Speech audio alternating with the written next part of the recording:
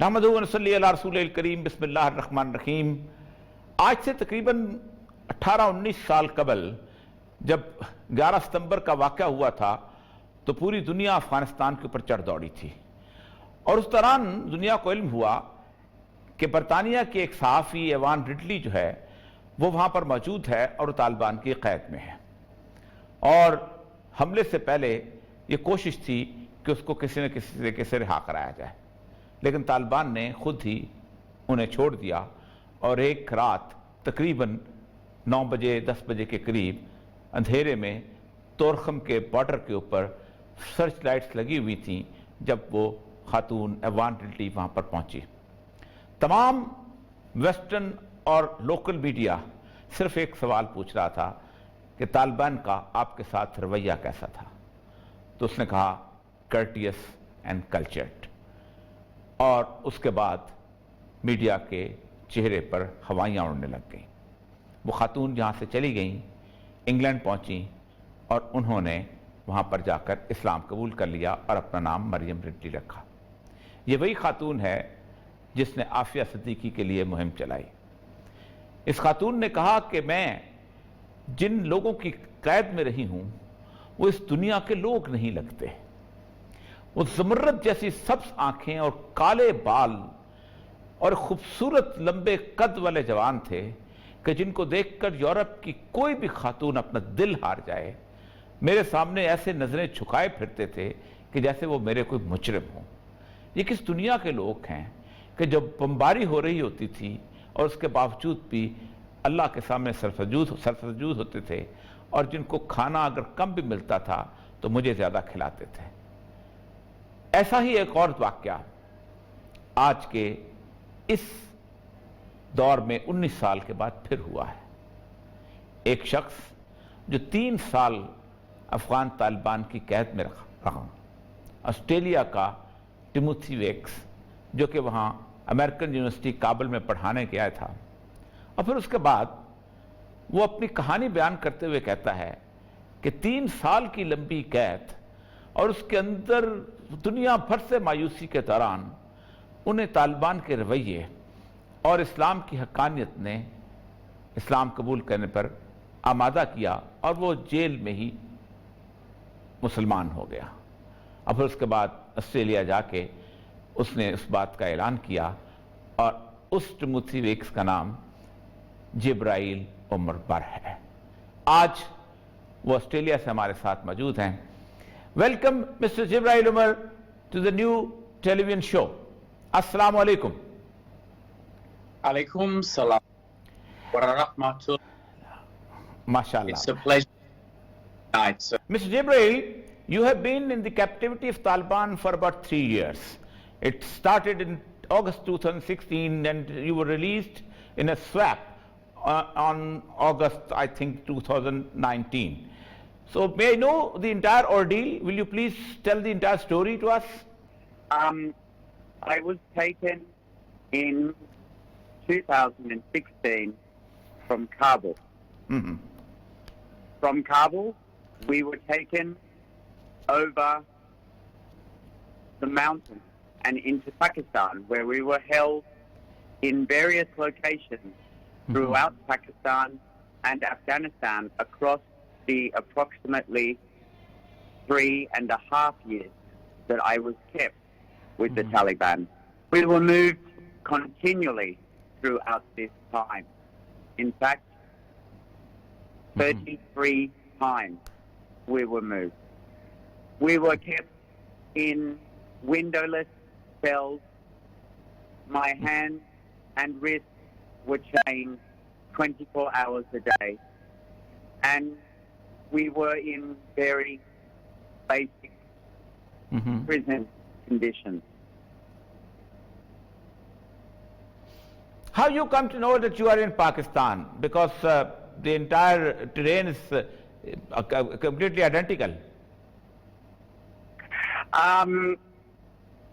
I believe that we're in Pakistan because we were driving on the left-hand side of the road, and we were driving in cars which were manufactured for the left-hand side of the road.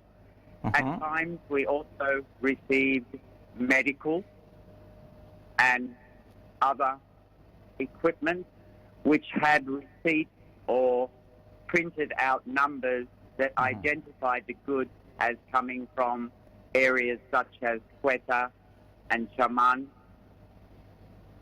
I also believe this is according to what the guards told me during my time in captivity, and as to what I have been told by the various intelligence agencies since my release. I have seen your video in which the Taliban has released your video, first video, which was released in January 2017, and you were quite distressed and you lost the hope at the moment. And in the second video, you were better. So what happened in between January and June? So what happened to many people around the world is we become desensitized to the conditions that we are kept in. At the beginning, of course, it was an incredible shock. The abduction itself and the possibility that we were to be executed. However, after some time, I began to make friends with my guards, and I began to see them as human beings. And not only to see them as human beings, but human beings who were very pious, who were compassionate, who were kind. I'm not saying that all of the members that I interacted with during my time in captivity were as such, but the majority of those that I interacted with had a great effect on me, and they lessened the harsh reality of my captivity. So you said one time that a time came when you became Muslim and it gave you strength during your imprisonment. And Great. And, yes. How you came to know about the teachings of Islam and how you came near to that? Did the Taliban did so or something else? I have worked overseas for approximately 15 years of my life, and during that time I have worked in several Islamic countries, including United Arab Emirates, Saudi Arabia. I was in Palestine during the Second Intifada, so I'm not a stranger to the teachings of Islam. Living or being kept in captivity by my guards across that time period, I had very close and personal exposure to people who lived their lives according to their understanding of the teachings of the Prophet Muhammad sallallahu alaihi wasallam. And as I said, I was motivated in part by the profound faith that I found amongst my guards. I was also motivated by myself and the feeling of gratitude that I had and needed to express. And as one of the only freedoms that was allowed to me during my time in captivity was religious freedom, I chose to accept Islam. So what type of attitude Taliban had before you were you were not a convert to Islam, and later on when you were converted? Before that, did there any change you found in the Taliban's attitude? I will say truthfully that they did not encourage me at any point to become a Muslim, that they did not force me. In fact, it was the complete opposite, which I have until this day been perplexed about. I do not know why they decided that it was not a good idea for me to accept Islam at that time, but the decision was my own to make, and they never forced it upon me. But in the same way, they never really believed that I was a true Muslim. So it was a slight, was a little bit of a, I would say, unusual situation. I struggled to understand it. I didn't know why they didn't accept me as as a Muslim. So, and until this day, I suppose I won't know until I sit down and speak with the guards who had me at that time. You said once time that people started talking about your psychological health, and they talked about this. You have developed the Stockholm syndrome, and some people said that you are a Taliban puppet, or you are in some other ordeal, psychological ordeal. Do you think that you have been, because you are a learned person, you have read a lot, you read Islam, and you have been teaching at the university level, at master level, you've been teaching. Do you think that any sort of psychological infatuation you developed with your hostages? I wouldn't call it a psychological infatuation. In fact, I wouldn't call it an infatuation. It was a friendship that I have with certain members of the Guard. When I left, I felt sad. At the same time, I was incredibly happy, but I felt sad because I was going back to a world where I knew I would be safe, that I could wake up every morning and my life would not be at risk. However, I do not have Stockholm Syndrome. I am not a puppet of the Taliban, and many people do not understand the things that I have gone through, both during my captivity and since my release. I have had a great amount of challenges in terms of my health. I was diagnosed with cancer. I've had 7 operations. In the last 8 months, I've had 2 months of radiotherapy. I went through 3.5 years of hell. But despite all of that, I felt a connection with these people because I saw them living their day-to-day lives. I didn't see them as soldiers. I saw them as pious Muslims.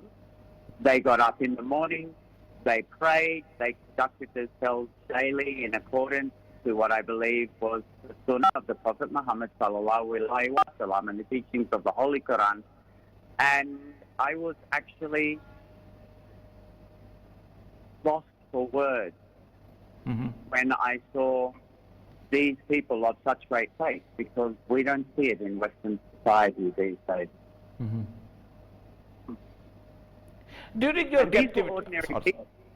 Sorry, please carry on. These were ordinary people. These weren't commanders. These were young men, the majority of which came from rural areas, with very limited access to education, and also had lived very difficult lives. They have spent their whole lives growing up in a war zone, and yet they were still compassionate to me. And in addition to that, they had a good sense of humour, which I found something that was really surprising. And I find this in the Afghan people themselves, that they have an incredible sense of humour and they have an incredible outlook on life. 19 years ago, the British journalist Yvonne Ridley, actually she was under the captivity of Taliban and released right after 9/11 incident. And when she reached the Torkham border, the media asked what was the attitude of Taliban towards her, and she said 2 words: compassionate and graceful. What type of your experience was with your captors? I believe, or I know, that these men treated me with compassion and mercy. However, I was kept in a cell in very remote areas and for a long period of time. So a cell is still a cell. It is still prison. And it was a very difficult time for me. As you said, a lot of people say that I have Stockholm Syndrome or that I am a puppet of the Taliban. But if I had Stockholm Syndrome or I was a puppet of the Taliban, would I be admitting to the fact that they beat me badly? That at times I felt that they weren't following the Sunnah of the Prophet. You know, I am not just lauding them with praise, but I recognize their struggle for an independent Afghanistan. I never, ever support the use of violence. I never support the use of violence. but I do support the struggle for Afghan people's independence and for their right to determine what they want to do in their own country. True. During these 3 years, there have been lots of periods when you have lost the hope. But can you remember any time in which you thought that something is going to happen good for you and you developed a ray of the hope in your captivity period? I never lost hope. Never. Not You never even lost the for hope. one day. You never lost the hope. Never. That's excellent. And I So, think in that sort of situation that it is dangerous. It is very dangerous to lose hope. did you practice Islam during your this 1 year's period in Taliban's captivity, but saying prayers or reading Quran? I did. I said prayers 5 times a day in unison with my guards who would pray outside the room. And I read what literature was available to us. It actually all came from Pakistan. All of our literature had big stamps on the book that said Lahore Market. So I was very grateful for those books. I read a lot about the Sahabat and about the reasons for the revelation of the Quran. And when your life has been filled with books, I was very grateful to have them at that time in captivity. Although we only had them for a limited time, and I did have to ask for quite a long while before we got them. So you were in the captivity, but the people like us who were outside were living, they were having a lot of news because the Daesh or ISS was butchering the people in Iraq, and there was a lot of fear. That's why Obama didn't disclose, even the coalition forces didn't disclose your abduction in Kabul University. So when you came out of the prison, when you came out of the captivity, and you must have read all these newspapers and stories around, what feeling you developed? Actually, when I got out of captivity, when you got out of the prison and you came to know what was happening outside? I tried to avoid a lot of the reports that were going on in the media because all of them had that horrible picture of me and Kevin side by side. And I looked like some sort of criminal or somebody who'd been living in the streets. So I wasn't really interested in reading them. I have started to look back from them with time, but coming out of captivity, it was more important for me to speak to my family and my friends than to look at media reports. Mm-hmm. People talk a lot about Imran Khan's role in your release. Do you think so? There were many people who played roles, and I have given thanks right from the outset to all of these people. I know that your president, Imran Khan, played a great role, as he continues to play a great role. Being an Australian and I have a slightly different impression of Imran Khan because I grew up watching him play cricket. So he was a familiar figure to me. So I was very grateful for the role that he plays, and also grateful for the role that he continues to play in supporting the inter-Afghan talks and the negotiations that were held in Doha on the 28th, with the lead up to the signing of the agreement on the 28th of February.